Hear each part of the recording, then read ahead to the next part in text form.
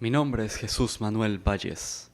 Nací el 23 de febrero de 1991 en Araure, municipio del estado llanero de Portuguesa. Tengo 26 años. Mi infancia fue la de un niño rebelde. Me formé en una escuela pública ubicada al lado de la iglesia del pueblo. Allí tuve una maestra que nos contaba fantásticas historias de Simón Bolívar. El rico que abandonó todo para luchar por los pobres, solía decir. Siempre supe que algo en el mundo no estaba bien. ¿Por qué hay personas que trabajan todo el día y son pobres? ¿Y por qué hay personas que nunca trabajan o trabajan muy poca y son ricas? ¿Cuál es el origen de la riqueza?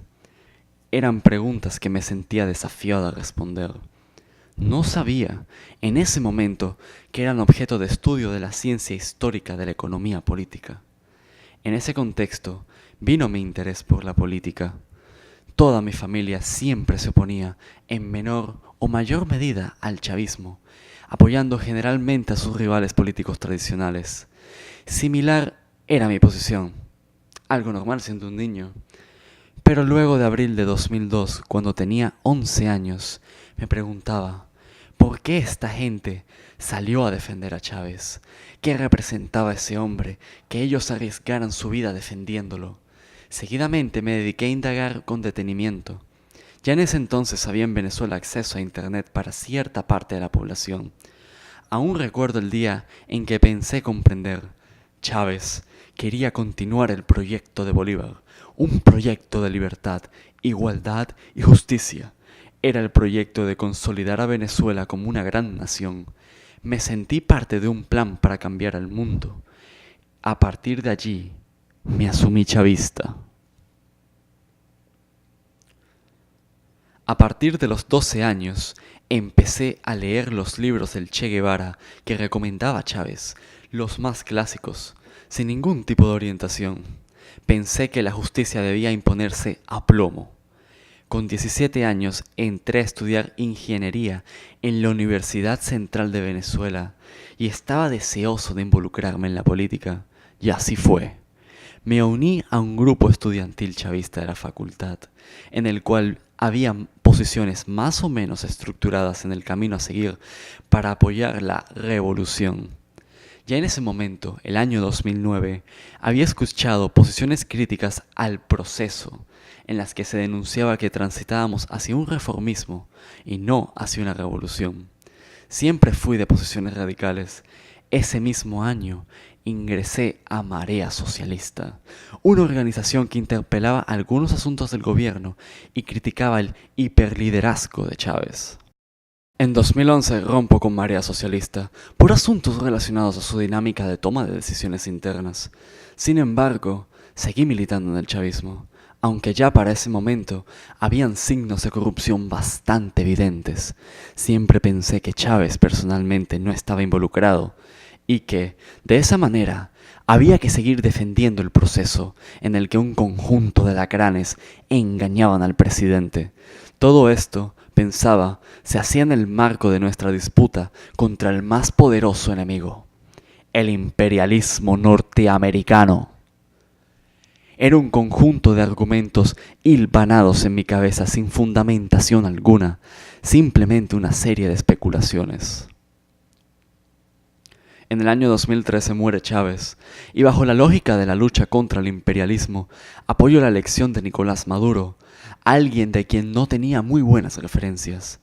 Había leído los señalamientos que Jesús Urdaneta Hernández había hecho en su contra en la entrevista que le realizó Agustín Blanco Muñoz. Según Urdaneta, Maduro consideraba a Chávez un pendejo que no sacaba ganancias por lo que hacía. Mi apoyo a Maduro duró un año aproximadamente. Luego de las negociaciones que hace con la MUT, luego de las llamadas guarimbas de 2014, pienso que no tiene sentido seguir apoyando un gobierno que pacta para entregar el socialismo. Seguí siendo chavista, pero dejé de ser gobiernero. A mediados de 2014, dedico mi tesis de grado a Chávez y soy perseguido por dicha razón en la Universidad Central de Venezuela. A pesar de haber obtenido la mayor calificación, no querían procesar la nota, alegando problemas administrativos. Finalmente me gradué de ingeniero mecánico y asumí, junto a un grupo de valiosos compañeros, la necesidad de plantear y aplicar un plan de industrialización nacional que sacara a Venezuela del rentismo. Para eso creamos una organización autónoma llamada Juventud Venezolana para la Industrialización Socialista.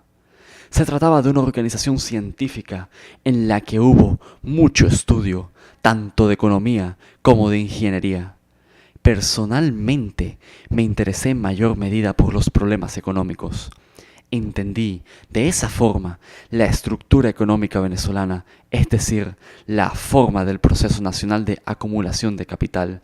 Fue cuestión de tiempo para darme cuenta del papel del chavismo en la profundización del modelo de acumulación venezolano.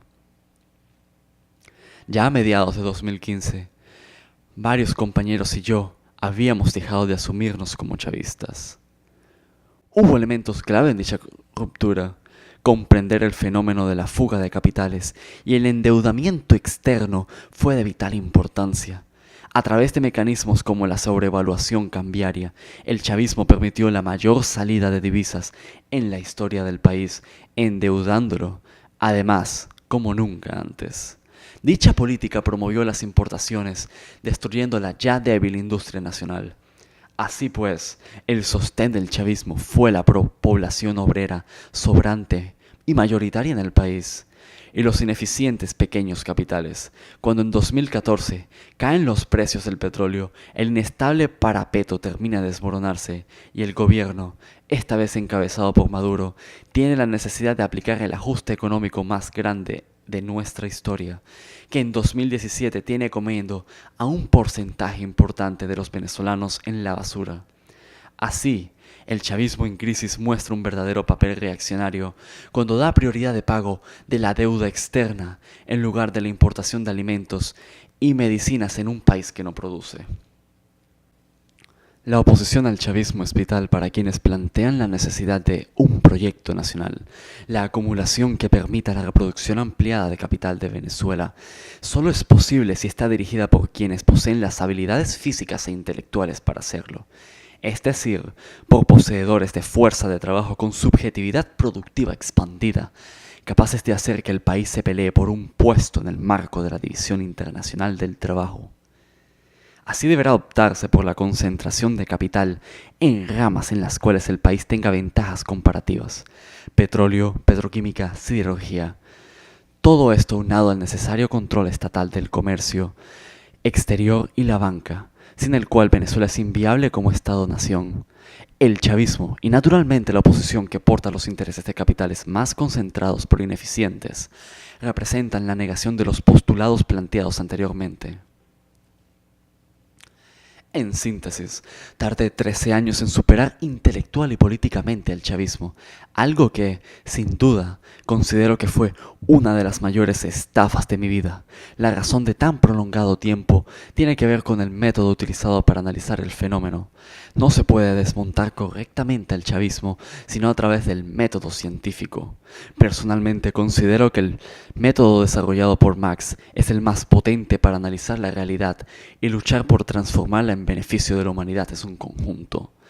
El presente texto es un pequeño abreboca de una profunda y extensa autocrítica científica que en el transcurso de este año escribiré y publicaré sobre mi militancia y ruptura con el chavismo, a fin de exponer, tanto a nivel nacional como internacional, la farsa que significa este fenómeno político para quienes sueñan con un mundo distinto.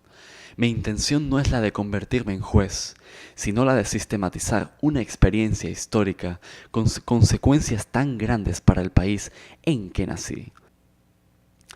Asimismo, será necesario continuar dicho esfuerzo con un conjunto de programas y planes destinados a evitar la consolidación de Venezuela como depósito permanente de población obrera sobrante, esto es, como lugar de desolación de individuos que sobreviven en condiciones de pauperización.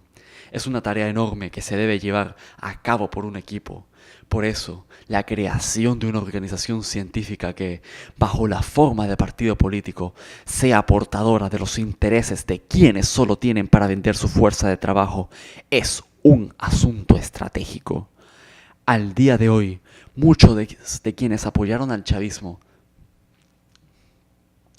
Al día de hoy, muchos de quienes apoyaron al chavismo sienten una desmoralización sin precedentes. Al revelar la estafa, piensan que la vida ya no tiene sentido. Otros sienten una rabia tan grande que tienden a ser engañados por otros estafadores, como la Mesa de la Unidad Democrática. Sin embargo, la batalla continúa. Queda asumir nuestras responsabilidades y seguir. En mi caso, asumo todas mis responsabilidades y manifiesto mi disposición de luchar, esta vez con la ciencia como guía.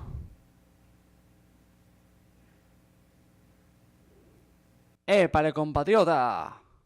Si te gustó esta locución, por favor no olvides de suscribirte a esta página de este camarada y darle like a su página revolucionaria en Facebook y seguir su Twitter. O si no, vete pa'l carajo, yankee de mierda.